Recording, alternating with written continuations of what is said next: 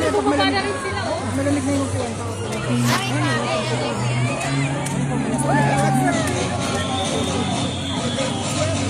Ladies and gentlemen, presenting our flag racing bird, Rocky!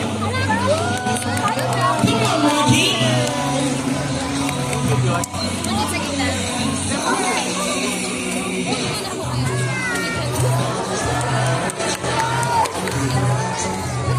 There you go! The show has officially started. A round of applause for Rocky with trainer David.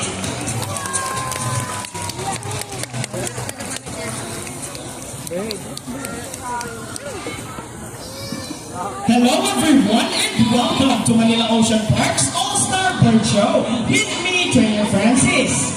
Now, our next featured birds are just like any married couple, monogamous, meaning they will be partners for a lifetime.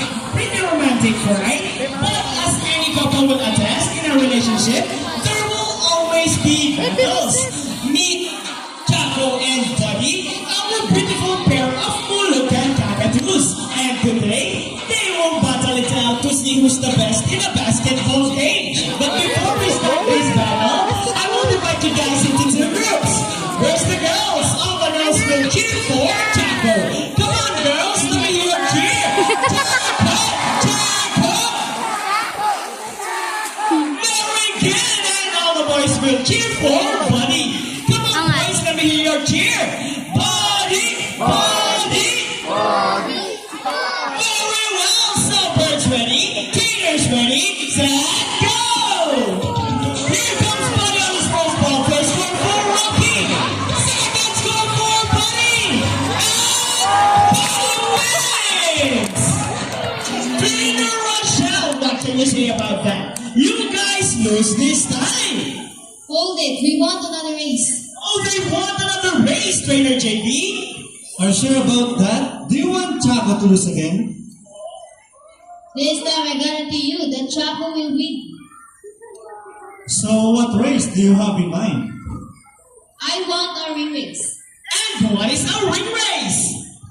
The first bird who can drop 3 rings into the pool, the fastest is the winner, and that is the ring race.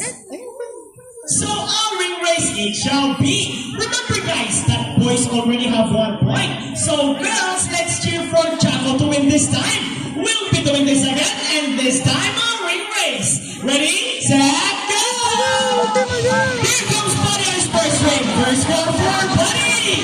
And hey, what's happening? Some Chaco from the birds at the same time. How clever is that?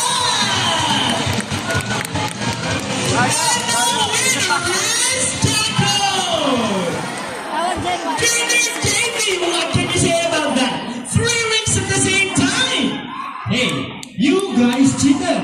Oh, he thinks you cheated! No, we didn't cheat. Chaco used her brain. Oh, is it true that girls are more intelligent than boys? Of course!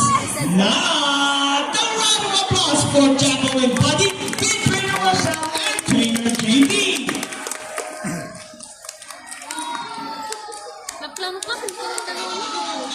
Parrots in particular are known to be intelligent and perceptive.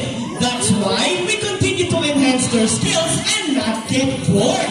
So, here is Sassy, our green-winged gecko, and today she will show us how intelligent she is by putting the shapes back into the correct slots. Just like Sassy, green-winged geckos are from South America. They are known to be the gentle giants of the parrot family. It is because they are the second largest next to the hyacinth macaws.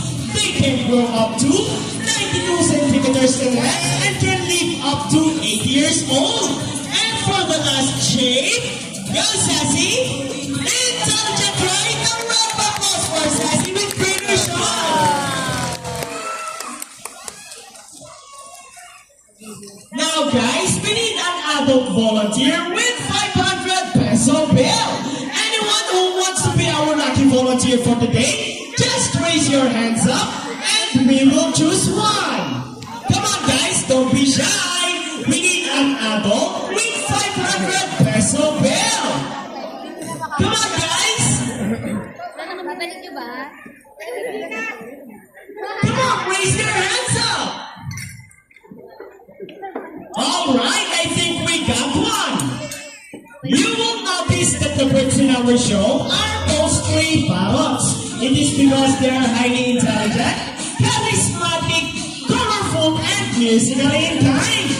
They have a very good memory and can remember even the smallest details. Now let's wait for our lucky guest.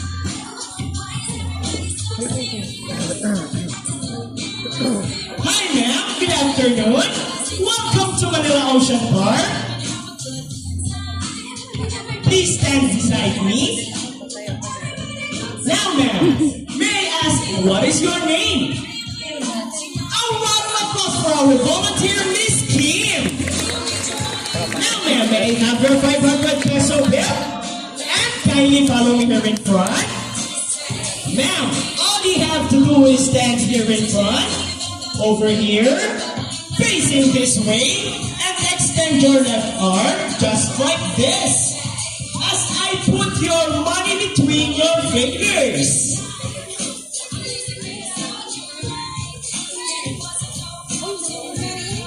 Now ma'am, do you have any idea what will happen next? Not at all? Now let's start our money bird buddy. Money flies forward. Oh, he gets the money and flies back. And I think buddy gets the money and gets the money. A round of applause for our governor.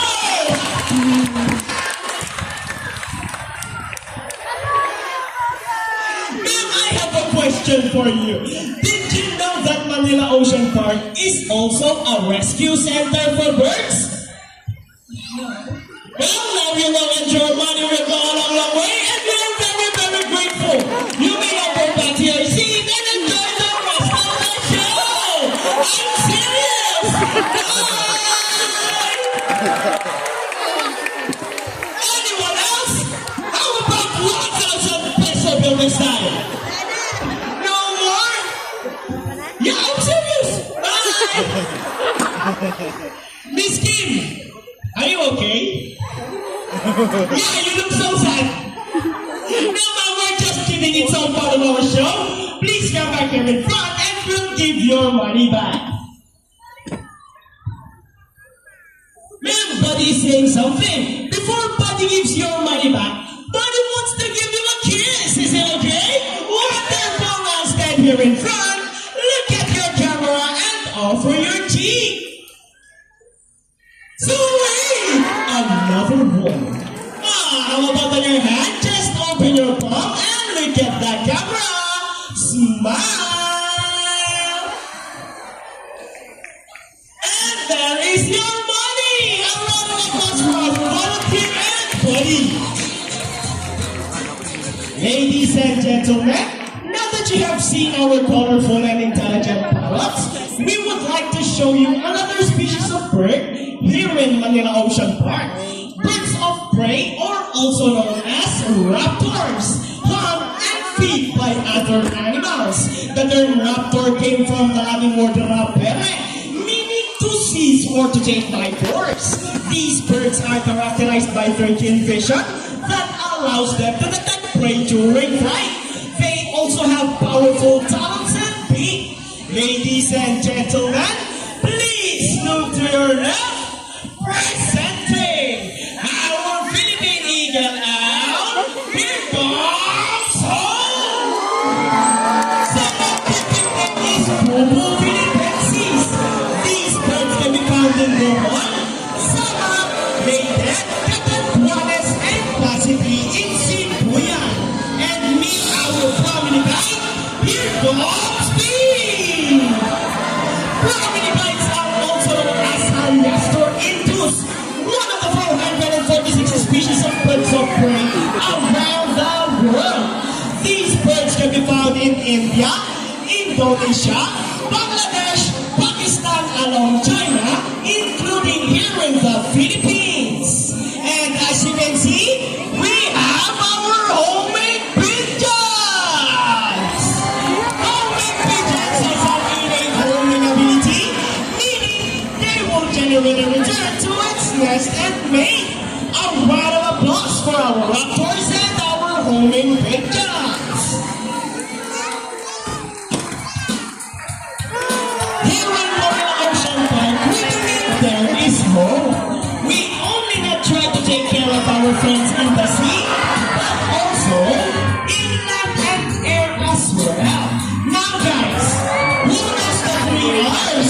Reduce, reuse, and recycle. Very good. So here comes our lovely bird once again, and he will show us the proper waste disposal.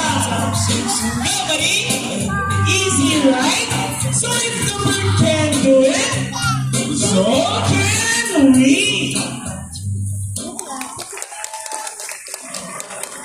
Ladies and gentlemen, we hope you all enjoyed our show. Are the birds spectacular? Well, in our own way, no matter how small the effort, let's take action in saving them from exploitation or even extinction. Please, let's all do our part in saving the world. Because remember, this is the only home we've got. Now, let me present to you the birds and the trainers who made this show possible. Trainer Rochelle with Hello. Trainer Sean with Buddy. Trainer JB with Speed. And once again, I am Trainer Francis. Thank you and goodbye. By the way, guys, please remain on your seat because we still have our Sea Lion show. And please do not cross the yellow line. Thank you.